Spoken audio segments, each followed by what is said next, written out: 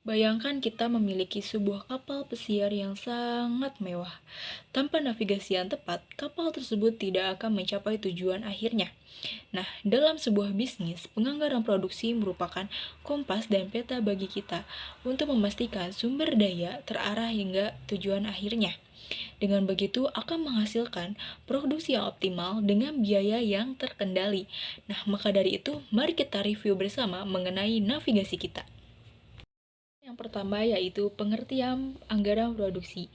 Anggaran produksi merupakan perencanaan jumlah produk yang akan diproduksi oleh perusahaan dalam periode tertentu, di mana untuk memenuhi target pasar dan target penjualan. Anggaran produksi juga sebagai dasar untuk menyusun anggaran bahan baku, tenaga kerja, dan overhead pabrik. Nah, untuk pembahasan selanjutnya yaitu tujuan penyusunan anggaran produksi. Untuk tujuan yang pertama yaitu kita harus memastikan ketersediaan stok kita sesuai dengan kebutuhan pasar supaya tidak adanya kekurangan atau kelebihan dalam produksi kita. Dan yang kedua yaitu menghindari kekurangan atau kelebihan stok, di mana ini akan berdampak pada pembiayaan penyimpanan. Dan yang ketiga, kita harus menyesuaikan kapasitas produksi kita dengan estimasi pasar yang dibutuhkan supaya menghindari yang namanya kekurangan atau kelebihan, di mana kedua-duanya akan berdampak negatif kepada kita. Dan tujuan terakhir yaitu mengoptimalkan sumber daya produksi agar lebih efisien. Nah, untuk pembahasan selanjutnya yaitu unsur-unsur anggaran produksi. Yang pertama, volume yang diproyeksikan. Yang kedua, persediaan awal produk jadi. Yang ketiga, persediaan akhir yang direncanakan. Dan yang terakhir, jumlah produksi yang dibutuhkan perusahaan. Setelah kita mengetahui rumus anggaran produksi, selanjutnya kita akan membahas langkah-langkah penyusunan anggaran produksi. Nah, untuk langkah yang pertama yaitu menentukan estimasi penjualan. Nah, di sini kita memiliki 4 konsep. Yang pertama, kita harus melihat data historis penjualan sebelumnya. Yang kedua, kita harus menganalisis tren pasar. Kita harus tahu nih, tren pasar saat ini tuh apa. Kita akan menyesuaikan tren pasar saat ini tuh yang lagi viralnya tuh apa, yang dibutuhkan pasar tuh apa. Nah, itu yang harus kita produksi. Selanjutnya kita harus melihat faktor eksternal. Kita harus melihat pesaing-pesaing di sekitaran kita. Kita harus membuat hal baru yang tidak sama dengan pesaing-pesaing di luar sana. Dan yang terakhir yaitu peramalan penjualan. Kita harus mengetahui apakah penjualan kita akan laku atau tidak, seperti itu, supaya produksi kita tidak melebihi batas atau kekurangan batas pasar, seperti itu. Untuk mengetahui anggaran produksi yang kita butuhkan, kita harus mengetahui rumusnya terlebih dahulu, yaitu produksi yang dibutuhkan sama dengan penjualan yang diperkirakan ditambah persediaan akhir yang direncanakan dikurangi persediaan awal. Untuk pembahasan selanjutnya yaitu rumus anggaran produksi. Untuk mengetahui anggaran produksi yang kita butuhkan, kita harus mengetahui rumusnya terlebih dahulu, yaitu produksi yang dibutuhkan sama dengan penjualan yang diperkirakan ditambah persediaan akhir yang direncanakan dikurangi persediaan awal. Setelah kita mengetahui rumus anggaran produksi, selanjutnya kita akan membahas langkah-langkah penyusunan anggaran produksi. Nah, untuk langkah yang pertama yaitu menentukan estimasi penjualan.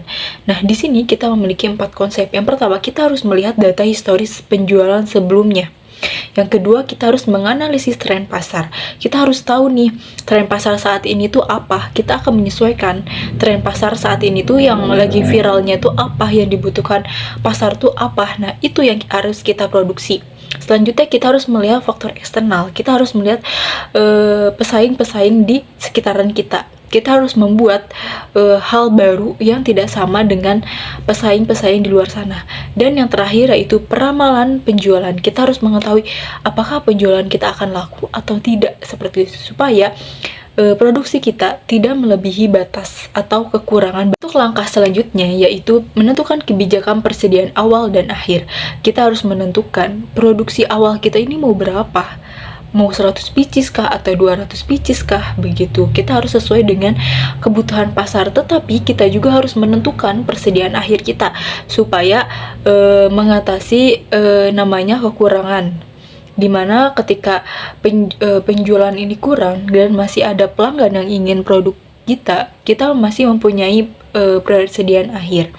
Nah, selanjutnya ada persediaan pengaman, di mana walaupun kita sudah memiliki persediaan akhir, tetapi kita harus memiliki yang namanya persediaan pengaman, supaya ketika persediaan akhir ini sudah habis juga, tetapi kita juga masih punya persediaan pengaman. Untuk langkah selanjutnya yaitu menghitung jumlah produksi yang dibutuhkan.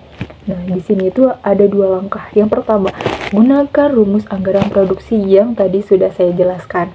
Yang kedua, pastikan perhitungan itu selaras dengan kapasitas produksi dan sumber daya yang tersedia. Untuk langkah yang keempat, yaitu kita harus menentukan kapasitas produksi yang akan diproduksi oleh kita.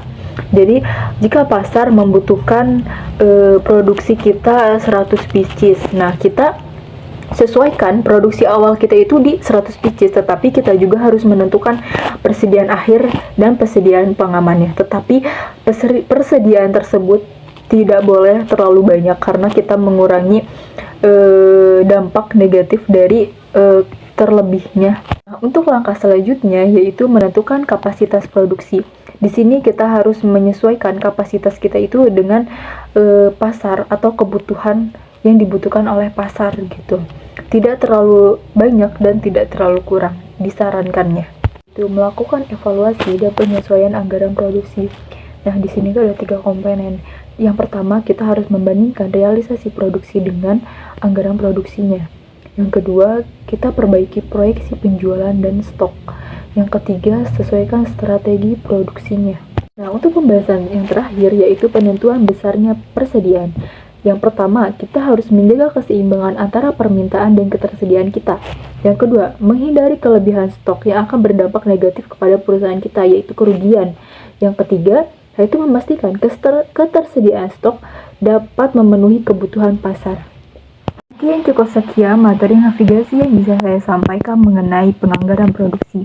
Mudah-mudahan apa yang saya sampaikan bermanfaat bagi penonton atau teman-teman sekalian. Mungkin cukup sekian. Wassalamualaikum warahmatullahi wabarakatuh.